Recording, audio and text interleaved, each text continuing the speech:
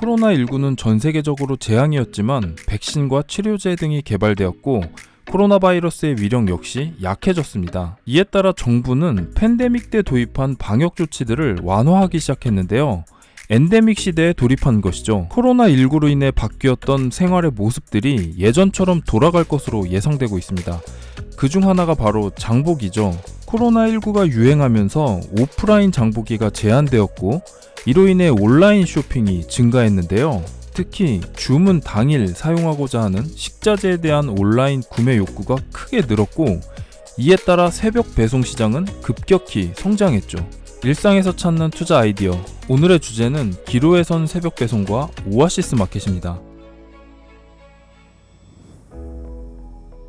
새벽 배송은 당일 오후 내지 저녁까지 주문을 하면 구매품을 다음날 새벽에 배송해주는 서비스로 정의할 수 있는데요. 사실 새벽 배송은 코로나19 유행 전부터 떠오르던 서비스였지만 팬데믹 때문에 오프라인 쇼핑이 어려워지면서 많은 사람들의 관심을 받게 됐죠. 기존의 유통 대기업들까지 미래 먹거리 중 하나로 보고 새벽 배송 사업에 진출하거나 규모를 확대했고 현재는 많은 사람들이 애용하는 서비스로 자리 잡았습니다. 과거 코로나19 전염이 약해지면서 사회적 거리두기 조치가 완화된 적이 있었는데요.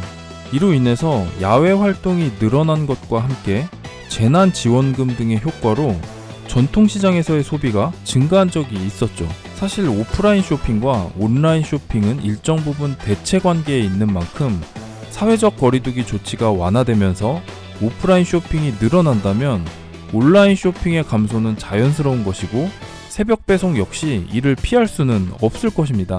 결국 온라인 장보기의 성장세가 계속되더라도 코로나19 팬데믹 때 예측했던 성장세는 둔화될 수밖에 없다고 볼 수 있겠죠. 최근 들어 새벽 배송 시장에서 심상치 않은 모습들이 나타나고 있는데요.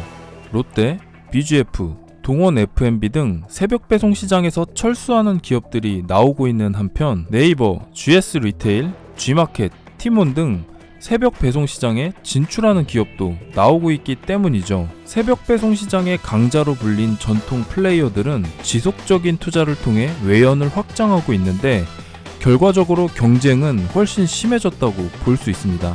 이런 새벽 배송 시장 전쟁터에서 주목해야 할 회사가 하나 있는데요.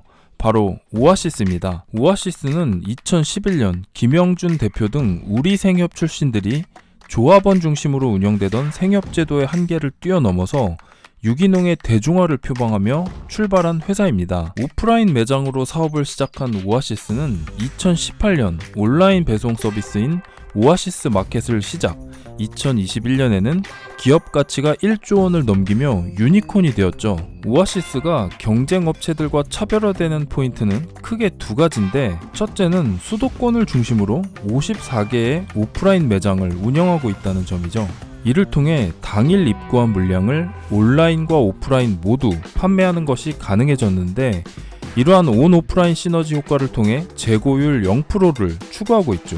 두 번째는 새벽 배송 업체 중 유일하게 영업 흑자를 기록하고 있다는 점인데요. 이는 계획된 적자를 통해 몸집을 불리는 전략을 채택한 경쟁 업체들과는 다른 행보라는 점입니다. 오아시스 투자를 염두한다면 최대 주주이자 코스닥 상장사인 지어소프트를 알아볼 필요가 있습니다. 지어소프트는 오아시스의 최적화된 물류 IT 솔루션을 제공하고 있고, 오아시스와 지어소프트의 사업 구조와 실적이 서로 연결되어 있기 때문에 오아시스의 가치가 부각될수록 지어소프트도 함께 주목받을 가능성이 높고, 따라서 두 기업 중 어느 한 곳에 투자하더라도 꼭 함께 모니터링하는 것이 좋겠죠. 두 종목의 연관성은 구글 트렌드에서 오아시스 마켓의 검색량과 지어소프트 주가 추이를 살펴보면 더욱 분명히 알 수 있는데요. 2019년 이후 오아시스 마켓의 검색량 변화 추이와 지어소프트의 주가 방향성이 상당히 유사한 것을 확인할 수 있습니다. 재밌는 사실은 오아시스 마켓 검색량이 크게 증가한 2020년 오아시스 마켓의 분기 영업이익이 첫 20억 원을 돌파하기도 했는데요. 큰 악재가 아닌 이상 검색량 증가는 대중의 높아진 기업 관심도를 보여주는 것이고, 이용자의 증가와 그에 따른 실적 개선의 단서가 될 수 있기 때문에 비상장 기업의 투자를 판단할 때 검색량을 참고하시면 좋을 것 같네요. IPO를 앞둔 오아시스는 그동안 내실을 다지던 모습에서 벗어나 본격적인 사업 확장에 들어갔습니다. 사업 확장은 비용이 수반되고 그 결과 영업이익은 줄어들 수 있죠.